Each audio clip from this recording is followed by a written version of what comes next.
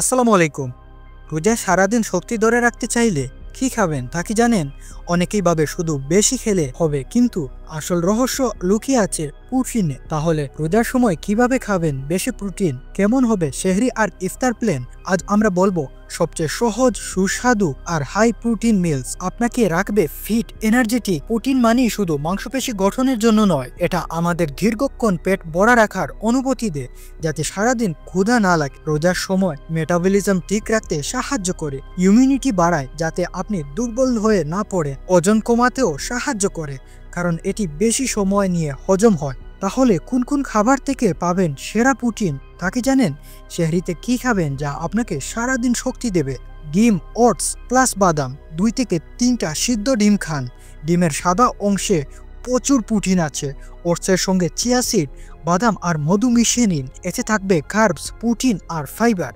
1 glass দুধ অথবা Greek yogurt খান, কারণ এতে হাই প্রোটিন আছে। আরো একটা মিল হচ্ছে চিকেন পরোটা বা রোল প্লাস দই। একটি পরোটার ভিতরে গ্রিলড চিকেন বা ডিম দিন, পাশে দই রাখুন যা প্রোটিন ও প্রোবায়োটিক দেবে।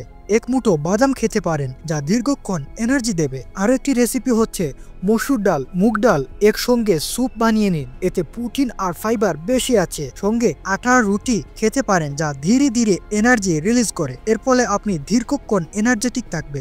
ইফতারের সময় কি শুধু তেল ও চর্বিযুক্ত খাবার খাওয়া উচিত? না, একদমই নয়। এর বদলে আপনি এই অপশনগুলো বেছে নিতে পারেন। প্রথমে হচ্ছে ওট, গ্রিল চিকেন ও সালাদ। খেজুরের সঙ্গে 1 প্লেট সালাদ খান, যেখানে থাকবে গ্রিলড চিকেন, সরষা, টমেটো এবং অলিভ অয়েল, এগুলো মিক্স করে। এতে ভিটামিন, মিনারেল আর হাই প্রোটিন থাকবে। দ্বিতীয় অপশনটি হচ্ছে ছোলার সঙ্গে টমেটো, পেঁয়াজ, ধনেপাতা, লেবুর রস মিশিয়ে চাট বানান, এতে প্রোটিন, ফাইবার এবং মিনারেল থাকবে।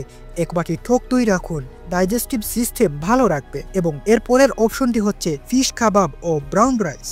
এরপরে আপনি যদি রাতের খাবারের পরেও হালকা কিছু খেতে চান, তাহলে গ্রিক ইয়োগার্ট প্লাস বাদাম নিতে পারেন, এতে থাকবে প্রোটিন ও ভালো ফ্যাট। কিছু এডিশনাল টিপস হচ্ছে প্রচুর পরিমাণ পানি পান করুন, এতে হাইড্রেশন ভালো থাকবে। ডিহাইড্রেট হলে প্রোটিন ঠিকমতো কাজ করবে না। প্রোটিনের সঙ্গে ফাইবার নিন, এতে ডাইজেস্টিভ সিস্টেম ভালো থাকবে। অতিরিক্ত বাজা পোড়া এড়িয়ে চলুন, এতে এনার্জির বদলে ক্লান্তি আসবে। পর্যাপ্ত ঘুমান, প্রোটিন সঠিকভাবে কাজ করতে কমপক্ষে 7 থেকে 8 ঘন্টার ঘুম অত্যন্ত জরুরি। এই হাই প্রোটিন মিলস ফলো করলে আপনি রোজায় আরও শক্তিশালী এবং এনার্জেটিক থাকবেন। আপনার ফেভারিট রেসিপি কোনটা কমেন্টে জানান। ধন্যবাদ।